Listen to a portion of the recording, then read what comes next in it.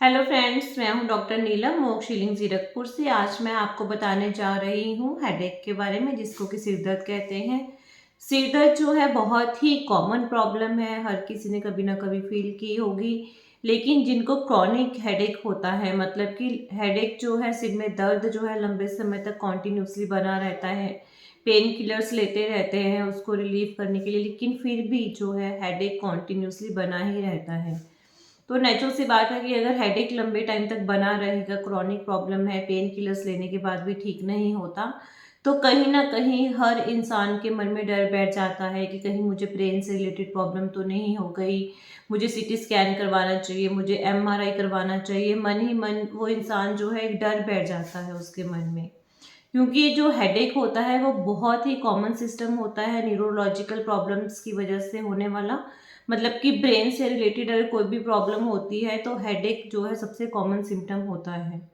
और इसीलिए जब भी हेडेक होता है तो कहीं ना कहीं मन में जो है डाउट हो जाता है कि कहीं मुझे कोई प्रॉब्लम तो नहीं होगी जो कि सीरियस हो, है ना। तो हेडेक जो होता है दो तरह का होता है। एक तो होता है प्राइमरी।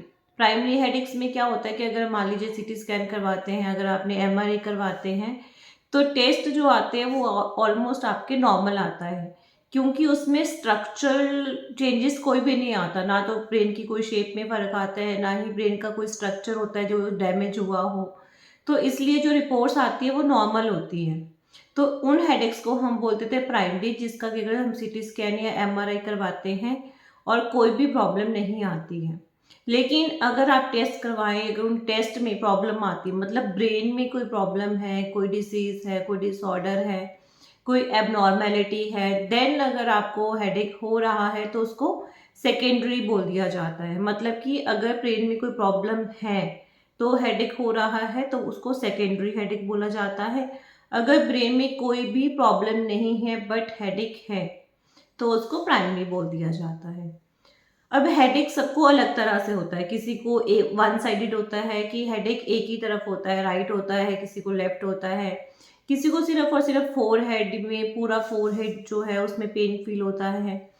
किसी को हेडेक की जो किसी को मतलब माइल्ड हेडेक होता है, हल्का सा, किसी को बहुत ही ज़्यादा सीवियर होता है, किसी को हेडेक के साथ साथ नोजिया होता है, वॉमिटिंग होती है, या आई से रिलेटेड सिम्टम्स आते हैं, नोज से रिलेटेड सिम्टम्स आते हैं, या फिर आप जो डेली जो अपनी एक्टिविटीज़ करते हैं उसका इफेक्ट पड़ता है हेडेक के ऊपर। कुछ हेडेक जैसे खांसी करते हैं या झुकते हैं या रात को सोते टाइम ज़्यादा होता है, दिन में ज़्यादा होता है। मतलब सबको हेडेक्स अलग तरह के होते हैं, सिम्टम्स अलग तरह के होते हैं, किसके साथ एग्रावेट होता है, किसके साथ एमिलियोरेट होता है। तो सब जो है अलग अलग होता है। अब आपका हेडेक प्राइमरी है, सेकेंडरी, इसके लिए पहले तो ये ज़रूरी है कि हेडेक कब स्टार्ट होता है और जो उसकी मैक्सिमम इंटेंसिटी है वो कब होता है, मतलब सबसे ज़्यादा पेन आपको किस टाइम पर होता है।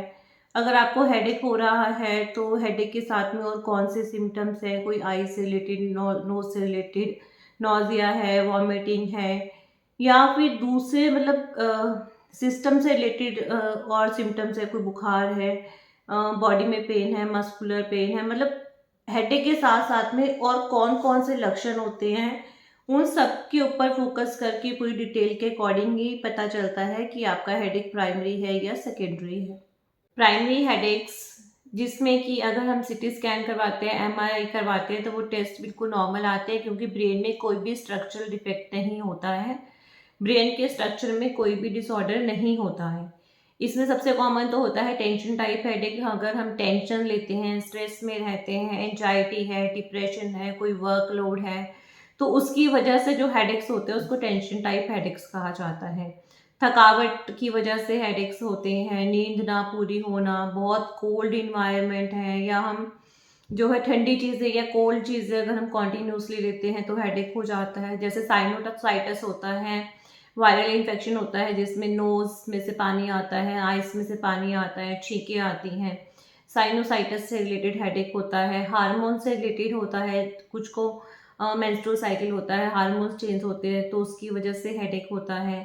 कुछ को मेडिसन्स, कुछ लोग बहुत सारी मेडिसन्स यूज़ करते हैं, जैसे ही उसको बंद करते हैं तो क्योंकि उसकी आदत बन जाती है, तो एक बार को जब भी उसको छोड़ते हैं, या कुछ मेडिसन्स के ओवर यूज़ की वजह से भी जो है वो हेडेक होता है। डिहाइड्रेशन, बॉडी में अगर पानी की कमी हो जाती है, डिहाइड्रेशन हो जाता है तो उससे हेडेक होता है। मतलब ये हेडेक्स वो हैं जिसमें ब्रेन में कोई प्रॉब्लम नहीं, डेली रूटीन में कॉमनली जो है ये हेडेक होता है, तो इसलिए इसको प्राइमरी हेडेक बोला जाता है। वैसे तो माइग्रेन जो होता है बहुत कॉमन है, माइग्रेन भी प्राइमरी हेडेक में आता है, क्लस्टर हेडेक भी प्राइमरी हेडेक में आता है। माइग्रेन में आपने बहुत कॉमन है, इसमें हेडेक के साथ में जो है नॉजिया की फीलिंग होती है, वॉमिटिंग आती है, ठीक है। एक्चुअली माइग्रेन में क्या होता है कि 4 फेसेस होते हैं, तो सब में जो है अलग अलग तरह के सिम्टम्स आते हैं। विजन से रिलेटेड भी होते हैं, मोटर से रिलेटेड भी होते हैं, हमारे ईयर से, हियरिंग से रिलेटेड भी होते हैं। तो माइग्रेन में जो है 4 फेसेस में चारों में अलग अलग तरह के सिम्टम्स होते हैं, और ये भी वन साइडेड होता है माइग्रेन। क्लस्टर हेडेक जो होता है उसमें तो दर्द इतना भयंकर होता है, इतना सीवियर हेडेक होता है कि यूँ समझ लो कि अगर बॉडी की 10 हड्डियाँ अगर एक साथ टूट जाती है, जितना पेन होता है उतना पेन जो है क्लस्टर हेडेक में होता है। तो पेशेंट को इतना ज़्यादा मतलब डर बैठ जाता है कि दूसरा अटैक कब आएगा इस बात का उसको डर बना रहता है, इसलिए वो पेशेंट जो है डिप्रेशन या एंजाइटी में जो है जाने वाली स्टेज आ जाती है, इतना ज़्यादा सीवियर हेडेक होता है। बेसिकली क्लस्टर हेडेक में जो हमारी नर्व होती है, ट्राइजेमिनल नर्व होती है, उसकी 3 ब्रांचेस होती है, एक जो पूरे फोरहेड में सप्लाई करती है, एक मैक्सिला में, एक मैंडिबल में। तो वो ट्राइजेमिनल नर्व जो होती है उसकी वजह से जो है हेडेक होता है। तो ये बहुत ज़्यादा सीवियर होता ये भी यूनिलेटरल है, एक साइड होता है, क्योंकि राइट की अलग नर्व होती है, लेफ्ट की अलग होती है। बट इसमें भी क्या होता है कि नर्व्स के थ्रू जो करंट होता है, जो मतलब कि इम्पल्सेस होती है उसमें एक्साइटमेंट होती है, और दूसरे रीजंस होते हैं उसकी वजह से होता है। बट ब्रेन में स्ट्रक्चरल प्रॉब्लम कोई नहीं आती है इसमें। लेकिन जो सेकेंडरी हेडेक्स होते हैं उसमें जो है ब्रेन में प्रॉब्लम आती है अगर हम टेस्ट करवाते हैं। जैसे कि ब्रेन में इन्फेक्शन हो गया, मेनिंजाइटिस, मतलब हमारा जो ब्रेन है उसके आसपास पूरी लेयर्स होती है, कवरिंग होती है, अगर उस कवरिंग में इन्फेक्शन हो जाता है जिसको मेनिंजाइटिस कहा जाता है, या ब्रेन के अंदर इन्फेक्शन हो जाता है जिसको एंसेफेलाइटिस कहा जाता है, या ब्रेन में ब्लीडिंग हो जाती है किसी चोट की वजह से, या कोई ब्लड वेसल जो है रप्चर हो जाती है, तो उसमें जो है बहुत मतलब हेडेक होता है। और लेकिन इसमें क्या होता है कि हेडेक के साथ साथ दूसरे सिम्टम्स भी आते हैं, उसमें नोजिया है, वॉमिटिंग, और जो सिम्टम्स है वो धीरे धीरे, क्योंकि जैसे जैसे ब्लीडिंग होती है तो ब्लड जब निकलता है तो उसके प्रेशर पड़ता रहता है ब्रेन के टिश्यूज़ के ऊपर, तो वैसे वैसे जो है सिम्टम्स आने स्टार्ट होते हैं। इसके अलावा जैसे सर्वाइकल होता है, जिसको सर्विकोजेनिक हेडेक बोला जाता है। सर्वाइकल में बेसिकली गर्दन के पीछे जो नर्व्स होती हैं उस पर प्रेशर पड़ता है, उसकी मसल्स की स्टिफनेस की वजह से हेडेक होता है। ब्रेन में ट्यूमर हो जाता है, ब्रेन में हाइड्रोसेफेलस हो जाता है, फ्लूइड जो है वो इकट्ठा हो जाता है। अगर वेस्कुलर मतलब ब्लड से रिलेटेड कोई भी प्रॉब्लम होती है, कोई भी डिसऑर्डर होता है, तो उसमें भी हेडेक होता है। Post neuralgic post herpetic neuralgia होता है, जिसमें कि हर्पिस के बाद होने वाला हेडेक होता है। ट्राइजेमिनल मतलब न्यूरल्जिया होता है, उसमें ट्राइजेमिनल जो नर्व सप्लाई करती है फेस को पर्टिकुलरली, उसमें प्रॉब्लम होती है, इसलिए जो है पेन होता है। इसके अलावा जिनको कन्वल्शंस यानी कि एपिलेप्सी या जिन सीजर्स आते हैं, जिनको दौरे पड़ते हैं, उसके बाद हेडेक होता है। इसके अलावा ब्रेन से रिलेटेड प्रॉब्लम्स की वजह से हेडेक होता है। इसके अलावा जैसे डाइजेस्टिव सिस्टम से रिलेटेड अगर इश्यूज हो तो उनको भी हेडेक होता है। या आपने देखा होगा कि बीपी ज़्यादा हो तो हेडेक होता है, मतलब ब्लड में अगर प्रेशर कम होगा तो भी और ज़्यादा होगा तो भी, तो दोनों ही केसेस में जो है हेडेक होता है, ठीक है। और इसके अलावा अगर लीवर में प्रॉब्लम है या फिर किडनी की प्रॉब्लम है, क्योंकि किडनी में जो है वेस्ट इकट्ठा हो जाता है ब्लड में, जिसकी वजह से जो है हेडेक होता है, ठीक है। इसके अलावा जो है अगर आइस में ग्लोकोमा हो जाता है, काला मोतिया हो जाता है ना, तो उस केसेस में भी हेडेक होता है। मतलब कि ब्रेन के साथ साथ अगर बॉडी के बाकी सिस्टम्स में भी प्रॉब्लम आती है तो उसकी वजह से भी हेडेक होता है। अब हेडेक में क्या होता है कि हेडेक जैसे कि मान लीजिए कि प्राइमरी हेडेक है, जैसे टेंशन टाइप हेडेक है, उसमें जो सिर दर्द होता है वो बिल्कुल फोर है, मतलब ये पूरा जो माथा है पूरा चारों तरफ पेन होता है, और बिल्कुल जैसे टाइट बैंड जो होता है, बिल्कुल प्रेसिंग टाइप हेडेक होता है, टेंडरनेस होती है कि हाथ लगाने से भी दर्द होता है। नेचुरल सी बात है कि टेंशन है, स्ट्रेस लेते हैं, ज़्यादा सोचते हैं, एंजाइटी है, डिप्रेशन है, उनमें ये कॉमन होता है। तो ये जो फिजिकल एक्टिविटी अगर हम करते हैं, चलते हैं, कोई काम करते हैं, तो उसकी वजह से जो है हेडेक नहीं होता है, ठीक है। और माइग्रेन में जो है, मैंने आपको बताया है कि माइग्रेन में जो नर्व्स होती हैं, नर्व्स के क्योंकि हमारे क्या होता है कि बिजली की तार होती है, बिजली की तार में एक तरफ प्लस होता है, एक तरफ माइनस होता है ना, तभी करंट जो है प्रॉपर फ्लो करता है।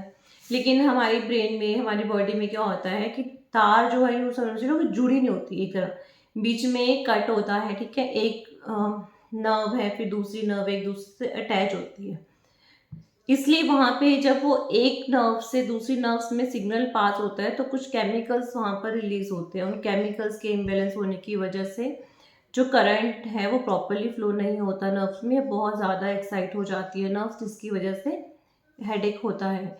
पर माइग्रेन भी होता तो यूनिलेटरल है, एक ही साइड होता है, बट इसमें नॉजिया, वॉमिटिंग और दूसरे सिम्टम्स और है, जैसे कि मतलब विजुअल, जैसे आंखों से धुंधला दिखता है या विजन क्लियर नहीं होता, या फिर आपका मतलब कि जो हियरिंग से रिलेटेड जो है मतलब कि सिम्टम्स जो है आते हैं। एक्चुअली क्या होता है, माइग्रेन में 4 फेज होता है, तो चारों में अलग अलग तरह के सिम्टम्स होते हैं। तो माइग्रेन के ऊपर मैंने एक अलग वीडियो बनाई है, वो आप देख सकते हैं। ऐसे ही क्लस्टर हेडेक होता है। क्लस्टर हेडेक भी ट्राइजेमिनल नर्व्स की वजह से होता है, उसमें वन साइडेड हेडेक होता है, और उसमें हेडेक जो है बहुत बहुत बहुत ही ज़्यादा सीवियर होता है। तो क्लस्टर हेडेक के ऊपर भी मैंने एक अलग से वीडियो बनाई है, आप उसको देख सकते हैं, ठीक है। सेकेंडरी हेडेक में जैसे कि ब्रेन में रिलेटेड प्रॉब्लम्स की वजह से जो हेडेक्स होते हैं, उसमें क्या होता है कि हेडेक के साथ जो है सिम्टम्स होते हैं। मान लीजिए कि अगर इन्फेक्शन हुआ है, मेनिंजाइटिस है, एनसिफलाइटिस है, तो नेचुरल सी बात है कि उसमें नॉजिया भी होगा, वॉमिटिंग होगा, बुखार होगा, वीकनेस होगी, और जो हेडेक है वो बहुत ही ज़्यादा सीवियर होगा, ठीक है। मतलब कि जो सिम्टम्स है हेडेक के साथ, कौन कौन से सिम्टम्स प्रेजेंट है साथ में, उसके बिहाफ पर पता चलता है कि आपका हेडेक प्राइमरी है या सेकेंडरी।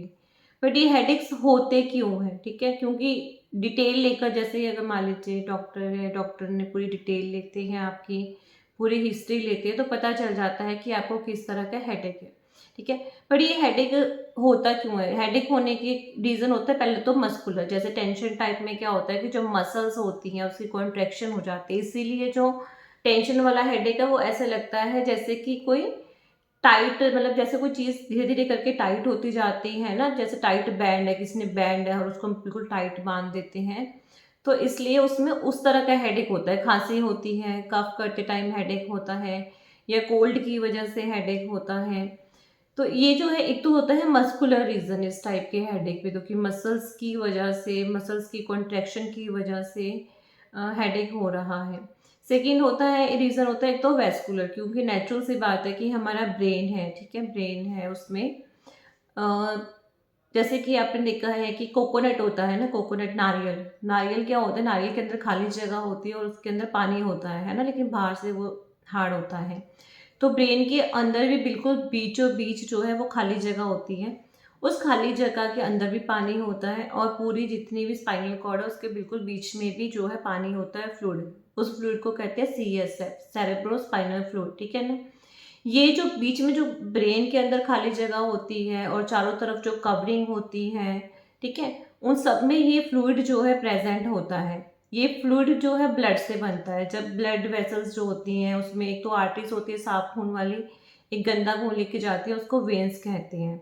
तो ये जो आर्टरीज होती हैं उससे जो है ये फ्लूइड जो CSF है वो बनता रहता है, और फिर ये वापस जो है ब्लड वेसल्स में ही जाके जो है ड्रेन हो जाता है। तो एक बैलेंस जो है बना रहता है, जिसकी वजह से ब्रेन का एक प्रेशर जो है वो मेंटेन रहता है। मतलब आप यूँ कह सकते हैं कि ब्रेन के बीच में एक फ्लूइड होता है, एक पानी होता है जो ब्लड से ही बनता है, और एक्स्ट्रा अगर ज़्यादा होता है तो ब्लड में ही जाता है, मतलब ब्रेन भी ब्लड में ही होता है, बनता भी ब्लड से ही है, ठीक है ना। अब अगर कोई भी चीज़ ब्लड के ऊपर इफेक्ट करेगी, मतलब अगर खून आपका ब्रेन में ज़्यादा जाता है या कम जाता है, तो नेचुरल सी बात है कि ब्रेन के अंदर जो प्रेशर होना चाहिए नॉर्मल, वो नॉर्मल नहीं होता, कहीं ना कहीं फ्लक्चुएट हो जाता है।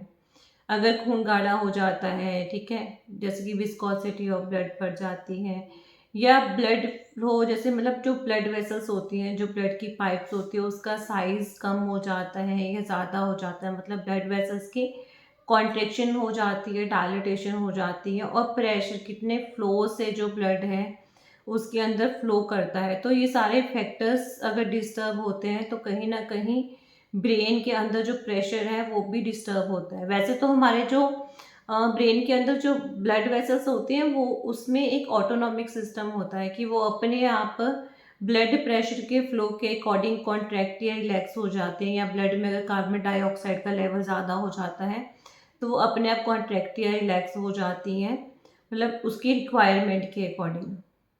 ब्लड प्रेशर अगर ज़्यादा होता है तो ब्लड वेसल्स जो ब्रेन की होती हैं वो कॉन्स्ट्रिक्ट हो जाती है, कॉन्ट्रैक्ट हो जाती हैं। अगर ब्लड प्रेशर कम होता है तो ब्लड वेसल्स ब्रेन की डायलेट हो जाती हैं, ठीक है ना। तो इसमें क्या होता है कि ब्लड वेसल्स ब्रेन की ऑटोमेटिक अपने आप को एडजस्ट करती हैं अपनी रिक्वायरमेंट के हिसाब से, ताकि नॉर्मल प्रेशर जो है वो ब्रेन में बना रहे, जिसको इंट्राक्रेनियल प्रेशर बोलते हैं। इसके अलावा अगर मान लीजिए कि, क्योंकि एक जो नर्व्स होती हैं, ठीक है, पहला तो मस्कुलर हो गया, जैसे कि टेंशन हेडेक में होता है, या सर्वाइकल जैसे हो गया सर्विकोजेनिक हेडेक, ठीक है ना।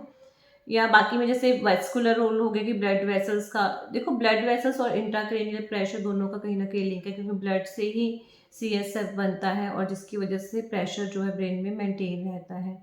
इसके अलावा नर्व्स होती हैं, ठीक है, नर्व्स मतलब जो करंट लेकर जाती हैं, जो पूरा सिग्नल लेके जाती हैं ब्रेन से स्पाइनल कॉर्ड, देन पूरी बॉडी में, फिर सिग्नल ऊपर लेकर जाना, नीचे लेके आना, ठीक है ना। सिग्नल का काम होता है जैसे कि बिजली की तार एक करंट को लेकर जाती है। अब ये जो नर्व्स होती हैं, इसके जब करंट एक नर्व से दूसरी नर्व्स में, या यूं कहूँ एक तार से दूसरी तार में जाता है, जहाँ पर भी जॉइंट होता है, वहाँ पर सोडियम और मेन जो रोल होता है कैल्शियम का और पोटाशियम, मोस्टली इनका ही रोल होता है। तो अगर आपका मेटाबॉलिज्म डिसऑर्डर हो गया, मेटाबॉलिक मतलब कि मान लो आपका सोडियम का लेवल बहुत ज़्यादा या बहुत कम हो जाता है, या फिर पोटाशियम का लेवल बहुत ज़्यादा या बहुत कम हो जाता है, ठीक है ना। एक तो बेसिकल तो ये हो गया, इसकी वजह से जो आपका करंट फ्लो हो रहा है, जो इम्पल्स फ्लो हो रही है नर्व्स में, वो प्रॉपर नहीं होगी।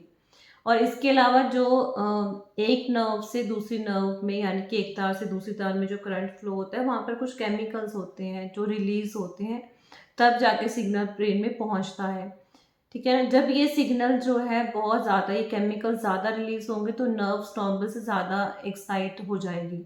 जैसे अगर हम बिजली में तार में बोलते हैं ना कि एक तो पावर प्लग है, एक नॉर्मल है, वोल्टेज का फ़र्क होता है, ठीक है ना। जो पावर प्लग वाली चीज़ है वो हम पावर प्लग पर ही लगा सकते हैं। अगर हम नॉर्मल प्लग पे लगाएंगे तो नेचुरल सी बात है कि उसका स्पार्किंग होने का डर होता है ना, क्योंकि उसमें उतना वोल्टेज ही नहीं। तो इसी तरह नर्व्स में भी एक होता है कि इतने वोल्ट का इम्पल्स इसमें जाएगा, लेकिन अगर उससे ज़्यादा चला जाता है तो फिर वो प्रॉब्लम क्रिएट करता है। नेचुरल सी बात है, जैसा कि माइग्रेन में और क्लस्टर हेडेक में अगर देखा जाए तो नॉर्मल सी यही कि नर्व्स का जो स्टिमुलेशन है वो बहुत ज़्यादा हो जाता है। तो इसलिए हेडेक्स में रोल जो होता है वो कहीं ना कहीं मसल्स का भी होता है, ब्लड वेसल्स का भी होता है, प्रेशर का होता है, नर्व्स का होता है ना। तो ये सारे मिलके जो है आपके ब्रेन का जो प्रेशर है, जब वो इम्बैलेंस हो जाता है, फ्लक्चुएशंस आती हैं नर्व्स में, तब जो है आपको हेडेक होता है, ठीक है ना। तो हेडेक जो है कॉन्टिन्यूस, अब जैसे माइग्रेन है, माइग्रेन में क्रॉनिक हेडेक होता है, बार बार होता रहता है। क्लस्टर हेडेक में हेडेक बहुत सीवियर होता है। टेंशन टाइम में भी हेडेक होता है, बट उसमें ब्रेन में अगर आप टेस्ट करवाते तो ब्रेन में ऐसा स्ट्रक्चरल कोई प्रॉब्लम नहीं आती, बट नर्व्स में ज़रूर होती है, उसके कंडक्शन में, उसके इम्पल्सिस में। तो ये था मेरा हेडेक के बारे में थोड़ा सा आपको समझाने का। अगर फिर भी आपका कोई क्वेश्चन है, कोई क्वेरी है, तो आप मुझे व्हाट्सएप कर सकते हैं।